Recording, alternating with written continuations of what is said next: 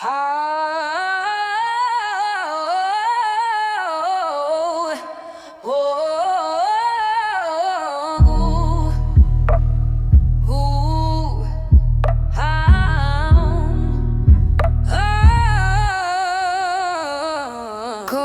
știi tu că mâine s-ar putea să te trezești fără casa de sub tine, fără bani să cheltuiești. Azi ai bani de la cine? Un părinte, un dușman fură țara de sub tine cât ai dat pe tobogan. Iar în urma ta rămâne tot ce nu vei mai avea. Vei trăi de azi pe mâine, cum spune Uniunea. Patul europenește, a străin va mirosui și părinții ți pândește.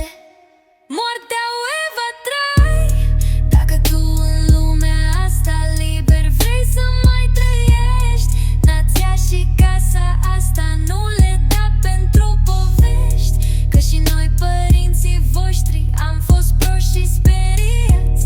Am pus potul la prosteală și murim astăzi furați. Am pus potul la prosteală și murim astăzi furați.